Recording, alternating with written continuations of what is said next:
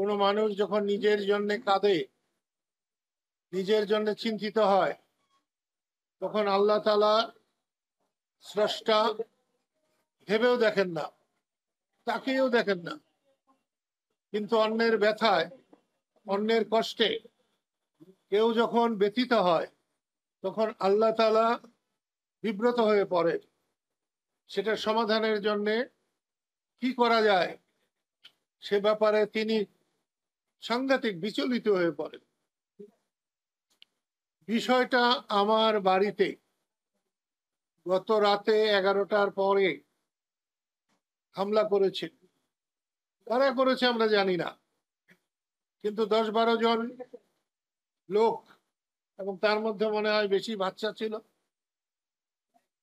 ঢিল ছুঁড়েছে, গাড়ি ভেঙেছে।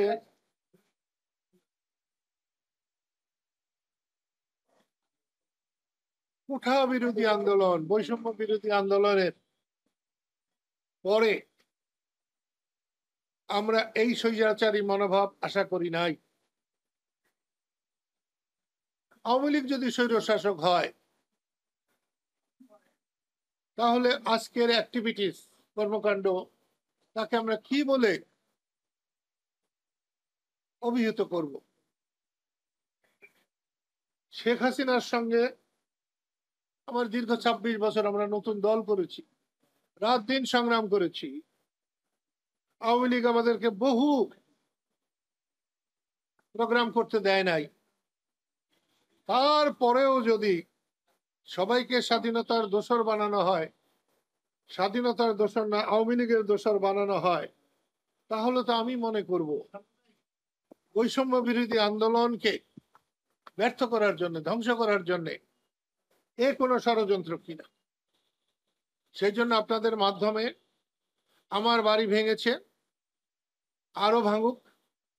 বঙ্গবন্ধুর 32-এর বাড়িতে যখন গিয়েছিলাম আমার গাড়ি ভেঙেছিল, আরো ভেঙে যদি দেশে শান্তি স্থাপিত হয়, দেশের কল্যাণ হয়, আমি সবসময় রাজি আছি। আমি একটা জিনিস বুঝতে পারছি না, আমাদের বেসামরিক প্রশাসক এনায়েত করিমের মৃত্যুর মধ্য দিয়ে আমরা একটা স্মরণ সভা করেছিলাম। হাজার হাজার মুক্তিযোদ্ধা এসেছিল কাদেরিয়া বাহিনীর। তাদের সকলের পরামর্শে কাদেরিয়া বাহিনীকে আমরা সুসংগঠিত করার জন্য একটা প্রয়াস নিয়েছি। সেই প্রয়াসে 30শে আগস্ট ভুয়াপুর গিয়েছিলাম। সেখানে মুক্তিযোদ্ধাদের উপস্থিতি দেখে আমার হৃদয় ভরে গেছে। এখন আমার যাওয়ার পালা, সম্মানের সাথে যেতে চাই। সেই মিটিং এর পরে দেখলাম কেউ কেউ স্লোগান দিয়েছে, জয় বাংলা হবে না, জয় বাংলা বলো থাকবে না, দালালরা হুঁশিয়ার। দালালদের হুঁশিয়ার বললে আমাদের কিছু যায় আসে না, আমরা জীবনে দালাল ছিলাম না, দালালি করি নাই, দালালের হুঁশিয়ারিতে আমাদের কিছু যায় আসে।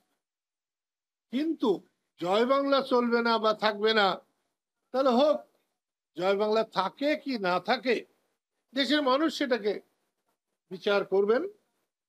আমি আর আমার কথা বাড়াতে চাই না। তোমাদের কোনো প্রশ্ন থাকলে নিশ্চয়ই জিজ্ঞেস করতে পারবে। আমার কাছে মনে হয় দেশটাকে অস্থিতিশীল করার জন্য জাতীয় আন্তর্জাতিক ষড়যন্ত্রকারীরা সুযোগ খুঁজছে, এবং সেই সুযোগ অন্তর্বর্তীকালীন সরকার দিচ্ছে কিনা আমি ঠিক বলতে পারবো না। তবে এই সমস্ত আমার মতো মানুষের, যাকে রাষ্ট্র সর্বোচ্চ বীরত্ব সূচক খেতাব দিয়েছে, একমাত্র বাঙালি, তার বাড়ি যদি নিরাপদ না থাকে, আমার সাধারণ গরিব দুঃখী মানুষের বাড়ি নিরাপদ কেমনে হবে? কদিন আগে একটা 71 মঞ্চ 71-এ টাঙ্গাইলের নেতা, আমাদের নেতা, আমার বড় ভাই আলোচক হিসাবে গিয়েছিলেন। তাদের সব আলোচককে গ্রেপ্তার করেছে, যারা শ্রোতা গিয়েছিলেন তাদেরকে গ্রেপ্তার করেছে। কিন্তু যারা মব সৃষ্টি করেছে, যারা ওখানে বাধা দিয়েছে, তাদেরকে কিচ্ছু বলা হয় নাই। এটা একটা ন্যায় নীতির ব্যত্যয়, আইনের ব্যত্যয়। এখান থেকে আমি এই সরকারকে সরে আসতে বলবো, এবং আমার বাড়ির উপরে হামলার মধ্য দিয়েই এই হামলা, চোরা গুপ্তা হামলা, এটা বন্ধ করা হোক। এইটা সরকারের কাছে আমার নিবেদন, এবং দেশবাসীর কাছে আমার নিবেদন যে আপনারা জাগ্রত হন, রুখে দাঁড়ান। এই রকম অন্যায়কে সহ্য করলে পরবর্তী বংশধরদের জীবন, সম্পদ, সম্মান সবই হুমকির মধ্যে পড়বে। আপনাদের সবাইকে আমার পক্ষ থেকে, আমার দল কৃষক শ্রমিক জনতা লীগের পক্ষ থেকে, এবং যেহেতু মুক্তিযোদ্ধা ছিলাম, মুক্তিযুদ্ধ করে দেশকে স্বাধীন করেছিলাম, বঙ্গবন্ধু বলার সাথে সাথে 24শে জানুয়ারি 72 সমস্ত অস্ত্র তার হাতে তুলে দিয়েছিলাম। তাই মুক্তিযোদ্ধাদের পক্ষ থেকেও আপনাদের সবাইকে ধন্যবাদ, অভিনন্দন।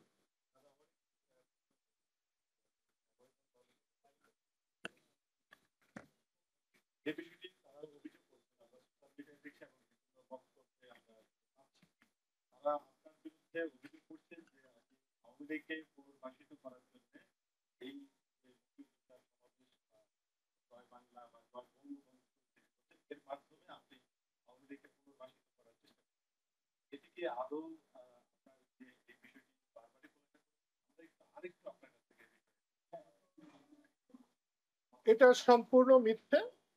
আমি আওয়ামী লীগ করি না। রাজনৈতিক ভাবে শেখ হাসিনার সঙ্গে আমার কোন রকম মিল নাই। ব্যক্তিগত ভাবে আমি সব মানুষকে ভালোবাসি। উনি বঙ্গবন্ধু শেখ মুজিবের রক্ত, সব থেকে বেশি শ্রদ্ধা করি। তার জীবন, মান, সম্মান এগুলো আরেকজন নাগরিক হিসেবে যেভাবে আমি গণ্য করবো, এটা তার ক্ষেত্রে করব। আমি বঙ্গবন্ধুর সৈনিক, আমি মুক্তিযোদ্ধা। আমি মুক্তিযুদ্ধকে সম্মানিত করতে চাই, বঙ্গবন্ধুকে সম্মানিত করতে চাই, এবং স্বাধীনতাকে নিরাপদ করতে চাই, দেশবাসীকে নিরাপদ করতে চাই। এখানে শেখ হাসিনার নেতৃত্বের আওয়ামী লীগের কোনো জায়গা নেই।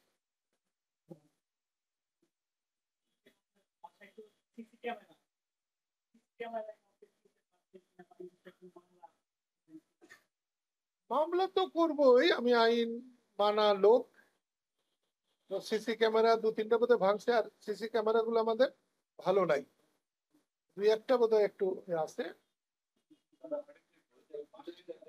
হ্যাঁ, দেখা যাবে না।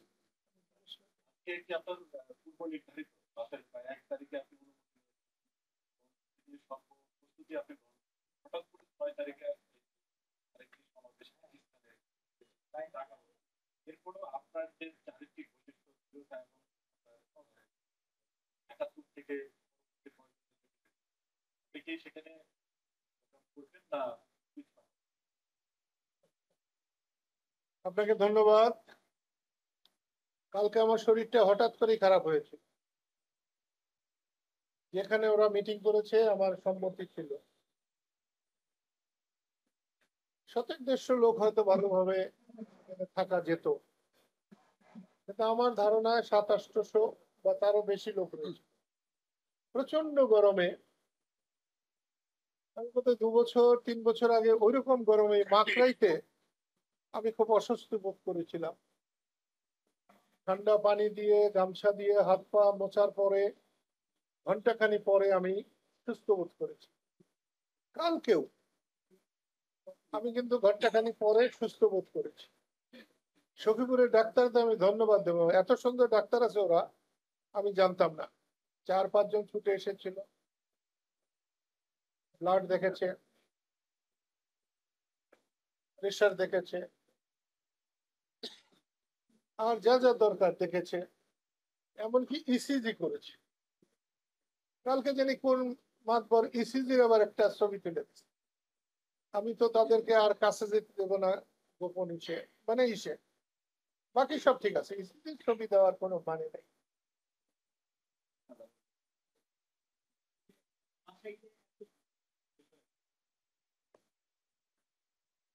তো মানুষ জন্মে একবার, মরে আর একবার, দুইবার তো আর হবে না। আমি 75 সালে রাত্রি 2টার সময় হুজুর মাওলানা ভাসানীর বাড়িতে এসেছিলাম তার দোয়া চাইতে। তিনি তখন ছটফট করছিলেন, বলছিলেন আমার এত বয়স হয়েছে, আমি কি কাওয়ার্ড, আমি কি মরতে পারি না? সে কথা আজকে আমার বলতে কোনো দ্বিধা নাই। আমি ইনশাল্লাহ যাব। মুক্তিযোদ্ধাদের সমাবেশ ডাকা হয়েছে, সেখানে কেন যাব না? 10টা মানুষ থাকলেও আমি যাব, এবং যা হয় হবে। আমি উশৃঙ্খলতা বিশ্বাস করি না। আমি মনে করি গায়ের জোরের চাইতে মনের জোর অনেক বড় জিনিস। আমি মনোবলে বিশ্বাসী মানুষ। আমি আমার যতক্ষণ পর্যন্ত আমার ধ্যান থাকবে, জ্ঞান থাকবে, ততক্ষণ পর্যন্ত আমি আমার মনের তাগিদকে অনুভব করি। বাংলাদেশের মানুষের যতক্ষণ আমি সেবা করতে পারবো, আমি চাই যেন ততক্ষণ আমি বেঁচে থাকি। আমি অচল হয়ে যেন এক মুহূর্ত বেঁচে না থাকি। মুক্তিযুদ্ধদের নিয়ে কথা বলতেছেন, এ কারণে আপনার বাসায় হামলা কিনা? আপনাকে ভয় দেখানো বা থামিয়ে দেওয়ার জন্য? কি বললেন? আপনারা দেশে মুক্তিযুদ্ধ নিয়ে 1-2 জন ব্যক্তি কথা বলছেন, মানে আপনাদের থামিয়ে দেওয়ার জন্য এই হামলা? আপনি কি 1-2 জন দেখছেন? এনায়েত করিমের স্মরণ সভা হয়েছিল, না হলো 3000, তারপর 2000। মানে মুক্তিযোদ্ধাদের নিয়ে কথা বলছেন। মুক্তিযোদ্ধাদের নিয়ে কথা বলবো। যতদিন বাংলাদেশ থাকবে ততদিন মুক্তিযুদ্ধের চেতনা থাকবে, মুক্তিযুদ্ধ থাকবে, এবং মুক্তিযোদ্ধাদের সম্মান থাকবে। যারা এটা করছে তাদেরকে জিজ্ঞেস করা দরকার তারা কেন করছে। আমি কি করে বলবো যে কেন তারা করছে? তাদের সঙ্গে তোমার যোগাযোগ হয় নাই।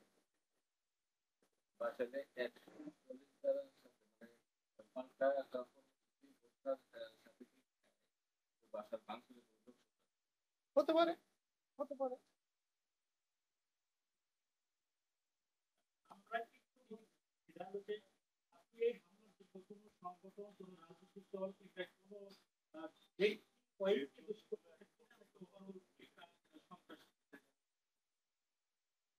অনেকেই অনেক কথা বলছে, আমাকেও এসে বলছে ও করতে পারে, এ করতে পারে, সে করতে পারে। আমি জীবনে কখনো চিলে কান নিয়েছে এরকম শুনে আমি চিলের পিছে ছুটি নাই।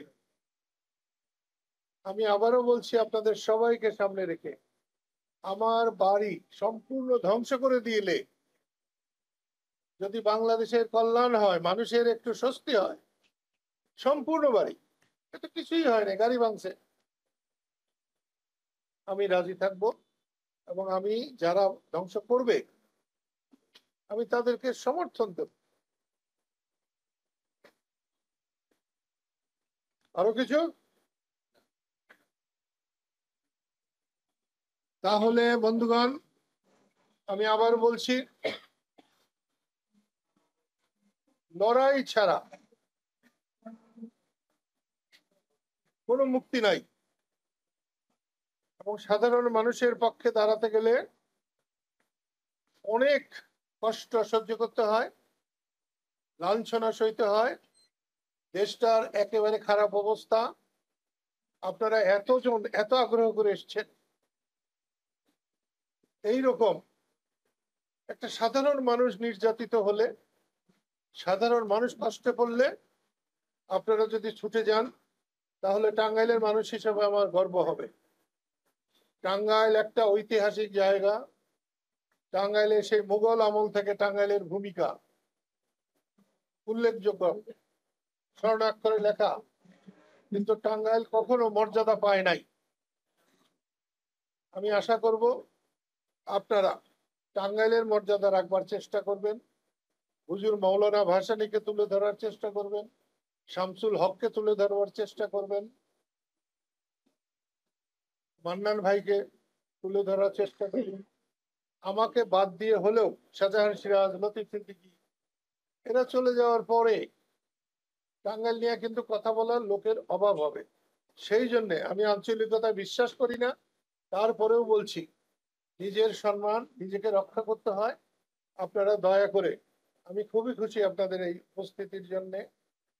আপনারা, এটা সত্য যে যাই বলুক, সংবাদ মাধ্যম জাতির দর্পণ, আয়না।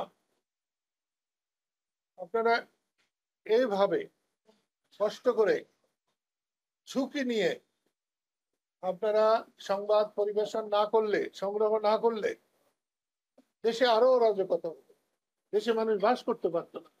সেজন্য ইলেকট্রনিক মিডিয়া, প্রিন্ট মিডিয়া, যে কোনো মিডিয়া, তাদের অবদান সকলের কাছে স্মরণযোগ্য।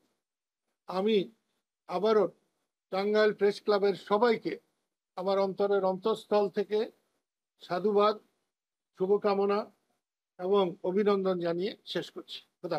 শিয়া বাটার ও ভিটামিন ই সমৃদ্ধ লিলি বিউটি সোপ, তারুণ্যময় উজ্জ্বল ত্বকের জন্য। রিমার্ক